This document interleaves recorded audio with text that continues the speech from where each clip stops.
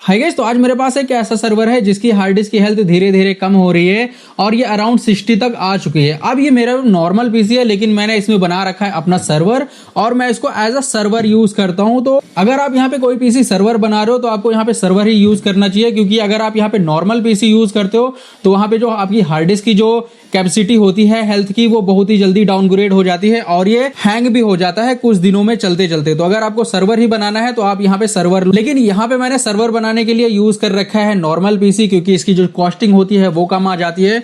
तो इसमें आज हम चेंज करेंगे जो हमारी जो हार्ड डिस्क है उसकी हेल्थ कम हो रही है। तो आज के इस वीडियो में हम इसमें एक हार्ड डिस्क चेंज करेंगे, नई लगाएंगे और यहाँ पे इसको हम क्लोन कैसे करेंगे आज के इस वीडियो में हम पूरा समझेंगे कि हमें इसको दोबारा फॉर्मेट ना करना पड़े, दोबारा इसकी कोई भी कॉन्फ़िगरेशन ना करनी पड़े। तो आइए देखते हैं। अब यहाँ पे हार्ड डिस्क लगाने के लिए आपको सबसे पहले आपके पास एक हार्ड डिस्क होनी चाहिए सेम जो आपके सर्वर में लगी है। और यहाँ पे अगर आप लिनक्स नहीं यूज कर रहे, विंडोज यूज कर रहे हो तो ये कमियां ज्यादा हो सकती है, क्योंकि यहाँ पे जो NTFS पार्टीशन होता है वो यहाँ पे कमियां ज्यादा हो सकता है। लेकिन अगर यहाँ पे आप exFAT पार्टीशन यूज कर रहे हो तो उसमें इशू आता है। तो मैंने अभी ले रखी है अपनी एक हार्ड डिस्क 500 GB के अराउंड 480 GB की, और आपको ले लेनी है एक केबल, इसको साटा केबल बोलते हैं। अगर आपके पास दोनों नहीं है तो आप यहाँ पे यूज कर सकते हो एक केस का, इससे भी ऑलरेडी आप यहाँ पे अपना क्लोन कर सकते हो।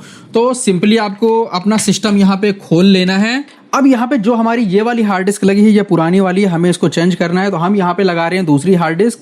तो जस्ट हमें सबसे पहले जो हमारी ये वाली हार्ड डिस्क है उसमें लगा लेना है हमें तार। ये वाली जो हार्ड डिस्क है सबसे पहले इसमें हमें लगा लेनी है अपनी साटा केबल, ये वाली, और उसके बाद इसमें एक आपको लगा लेनी है पावर केबल। तो हमारी जो साटा केबल है और पावर केबल है वो इजिली दोनों यहाँ पे लग चुकी हैं।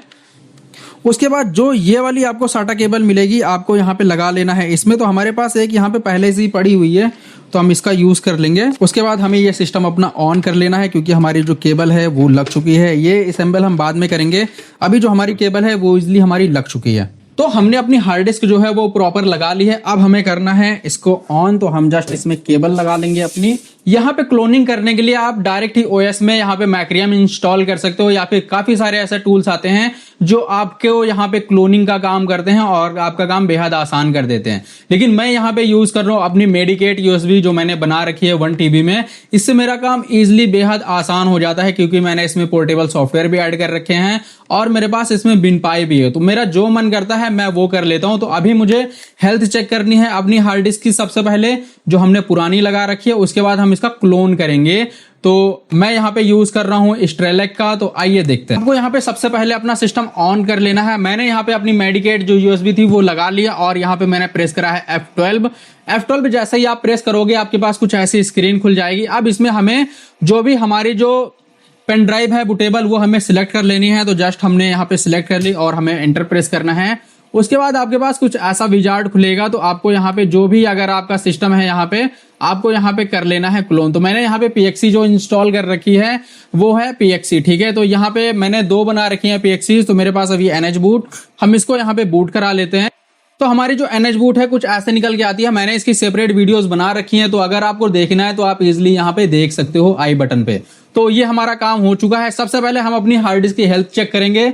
हार्ड डिस्क की हेल्थ चेक करने के लिए आपको जस्ट यहाँ से सेंटिनल ऐप ओपन करनी है और यहाँ पे आपके पास हार्ड डिस्क का टोटल हेल्थ आ जाएगा। तो मेरे यहाँ पे जो मैंने ये सिस्टम बना रखा है ये मेरा वर्क स्टेशन है, पीसी यूजर पीसी है और मैंने इसको सर्वर बना रखा है। तो सर्वर में पता नहीं कब हार्ड डिस्क यहाँ पे हेल्थ खत्म हो जाती है, हमें पता नहीं चलता। तो हम यहाँ पे रेगुलर इसको मॉनिटर करते रहते हैं कि हमारी जो हार्ड डिस्क की हेल्थ है वो कितनी है। मेरी यहाँ पे 61% है, लेकिन ये अगर ज्यादा ड्रॉप होती है तो यहाँ पे मेरा जो सर्वर है उसमें इशू आने लगेगा और जो मेरी फाइलें हैं वो कॉपी भी नहीं होंगी।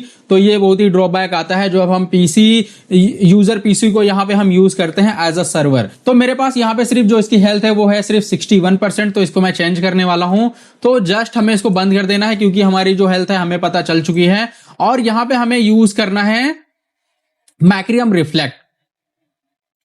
तो हम इसको ऑन कर लेंगे इजिली। अब यहाँ पे जो हमारा मैक्रियम रिफ्लेक्ट है वो ओपन होके कुछ ऐसा आ जाएगा। उसके बाद आपको यहाँ पे क्रिएट बैकअप पे क्लिक करना है और आपको यहाँ पे पता लगाना है कि आपकी जो हार्ड डिस्क है वो कौन सी है। अब मैंने जो पहले हार्ड डिस्क लगा रखी थी जिसमें हेल्थ कम है वो है क्रूशियल की। तो ये वाली मेरी हार्ड डिस्क है और मुझे जो क्लोन करना है ये इससे करना है। तो इसमें मैंने पहले ही विंडोज डाल रखी, तो अब मुझे वो डिलीट करनी है। तो जस्ट हम यहाँ पे जो हमारी क्रूशियल वाली हार्ड डिस्क है जिसकी हेल्थ कम है, जस्ट हमें इसको यहाँ पे क्लोन दिस डिस्क करना है। उसके बाद कुछ ऐसा आ जाएगा। उसके बाद हमें सिलेक्ट करनी है अपनी हार्ड ड्राइव। तो हार्ड ड्राइव हमें सिलेक्ट कर ली है, जो हमने DW ग्रीन की लगा रखी है वो। तो इसको हम यहाँ पे डिलीट पार्टीशन पे क्लिक करेंगे और सारा का सारा जो हमारा पार्टीशन है वो डिलीट हो जाएगा। अब हमें यहाँ पे कॉपी पार्टीशन पे क्लिक करना है और एक्सट्रैक्ट कर देना है यहाँ पे। तो जैसा ऊपर जो भी पार्टीशन है सारा का सारा नीचे आ जाएगा। तो हमें जस्ट यहाँ पे नेक्स्ट प्रेस करना है और यहाँ पे कर देना हमें फिनिश। अब यहाँ पे आएगा all target volume data we written, तो हमें कर देना है कंटिन्यू। अब जैसे ही हम कंटिन्यू करेंगे ये हमारा जो है वो इजिली यहाँ पे ट्रांसफर होना स्टार्ट हो जाएगा सारा का सारा डेटा, और हमारी जो क्लोनिंग है वो स्टार्ट हो जाएगी। अब यहाँ पे ये डिपेंड ऑन डेटा कि आपका डेटा कितना है उस हिसाब से टाइम लेगा। तो मेरा यहाँ पे जो केस है वो लेना चाहिए करीब 25-30 मिनट लेना चाहिए। तो हम इसको वेट करते हैं और देखते हैं ये कितना टाइम लेता है। अब यहाँ पे जो हमारी क्लोनिंग है वो सक्सेसफुली यहाँ पे हो गई है। तो जस्ट हमें यहाँ पे ओके पे क्लिक कर देना है और यहाँ पे आएगा क्लोज के लिए, तो हम जस्ट इसको क्लोज कर देंगे। अब यहाँ पे क्लोज करने के बाद हमें इसको जस्ट रीस्टार्ट कर लेना है। रीस्टार्ट करने से पहले हमें अपनी जो हार्ड ड्राइव है वो निकाल लेनी है यहाँ पे, जो हमने यहाँ पे पुरानी वाली लगा रखी है। तो हमने यहाँ पे अपनी जो हार्ड डिस्क है वो निकाल ली है। अब हम कर देंगे इसको रीस्टार्ट। अब यहाँ पे जो हमारा यूजर था, जो क्लोनिंग थी इजिली हो चुकी है और सारा का सारा हमारा डेटा आ चुका है। तो इससे हमें क्या होगा, जो हमारा जो पीसी है वो इजिली यहाँ पे क्लोन हो चुका है। अब हमें इसमें कुछ भी यहाँ पे कॉन्फ़िगरेशन नहीं करनी, कुछ भी नहीं करना। तो अगर आपकी कभी भी हार्ड डिस्क अगर खराब हो रही हो सर्वर की या फिर किसी भी सिस्टम की, और आपको यहाँ पे क्लोनिंग करनी हो, तो कुछ इस तरीके से हम क्लोन करते हैं। क्लोनिंग की मैंने यहाँ पे प्रॉपर एक वीडियोस बना रखी है जिसमें मैंने आपको सारा कुछ समझा रखा है कि आपको कैसे क्या करना है। तो यहाँ पे अगर आपके पास कोई ऐसा सेंसिटिव डेटा है या फिर आप डोमेन में हो जो आप फॉर्मेट नहीं करना चाहते, तो यहाँ पे आप यूज कर सकते हो क्लोनिंग का, क्योंकि क्लोनिंग करने के बाद आपको कुछ भी यहाँ पे करना नहीं होता। आपका सारा का सारा जो डेटा होता है, जो कॉन्फ़िगरेशन होती है वो इजिली आ जाती है। तो इस वीडियो में इतना ही, मिलता है हम नेक्स्ट वीडियो में, तब तक के लिए बाय बाय।